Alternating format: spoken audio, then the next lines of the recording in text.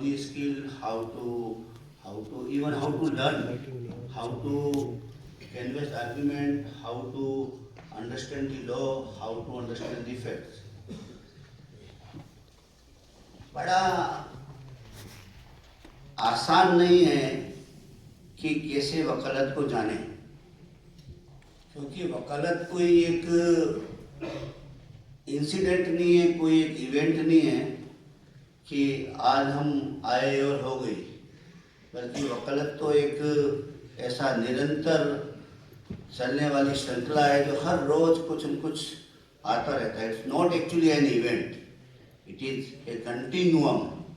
कंटिन्यूअम means एक ऐसी निरंतर चलने वाली श्रृंखला जिसमें पहले वाले से अगली वाली कड़ी में कुछ अंतर होता है, फिर अगली कड़ी में कुछ अंतर होता है, लेकिन वास्तव में पहली कड़ी और आखिरी वाली कड़ी में बहुत ज़्यादा अंतर होता है. तो ये रोज़ाना सीखने वाली एक श्रृंखला की तरह है.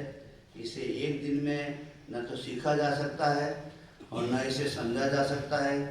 केवल मनोरथ रखने से कुछ नहीं हो सकता, बड़ी मेहनत चाहिए, खूब झोंकना पड़ता है आग में. कभी कभी मजाक में मैं कोई भी शेर भी कह देता हूँ कोर्ट में कि वो जो इश्क के लिए कहते हैं ना कि आग का दरिया है और डूब के जाना है, उस तरीके का मामला है. बहुत सालों तक इसके लिए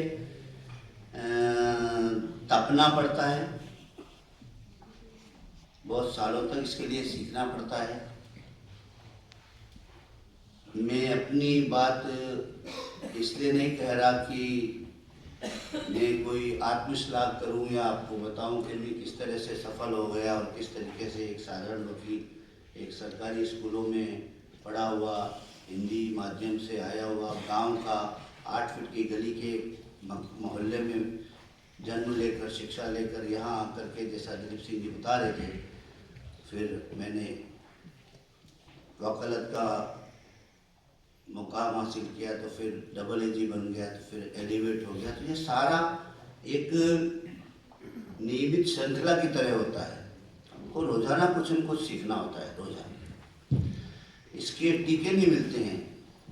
वैक्सीनेशन होता है ना, एक सीपीसी का वैक्सीन लगा दिया, एक सीआरपीसी का, एक कॉन्स्टिट्यूशन का आरसी, या रात को तकिए के नीचे कॉन्स्टिट्यूशन रख के सोए और सुबह पता चला आपको सारा आ गया.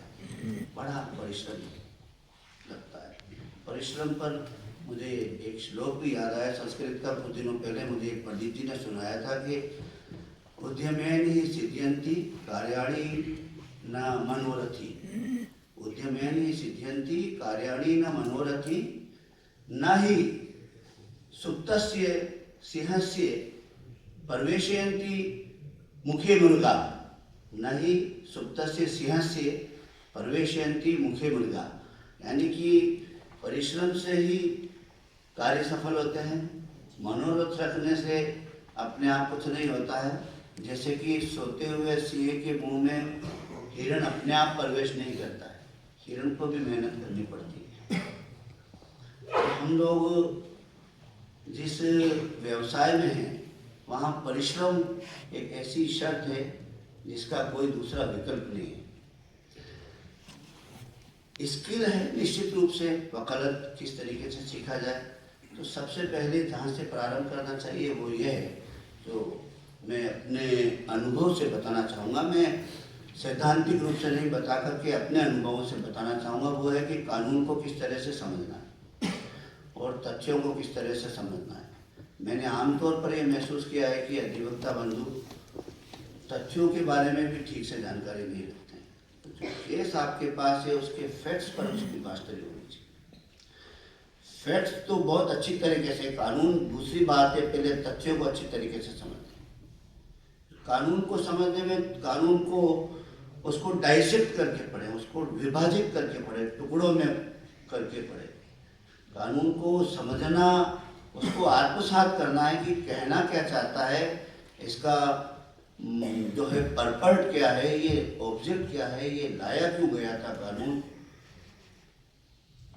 और मनन करने के बाद बड़ी आसानी से समझा जा सकता है कि ये चाहता क्या है कानून और फिर जब तथ्यों के ऊपर हमारी बहुत अच्छी पकड़ होती है कि हमारे केस के तथ्य इस तरह से हैं, तो हम उस कानून की चस्पानगी को उस पर बहुत अच्छी तरीके से लागू कर सकते हैं।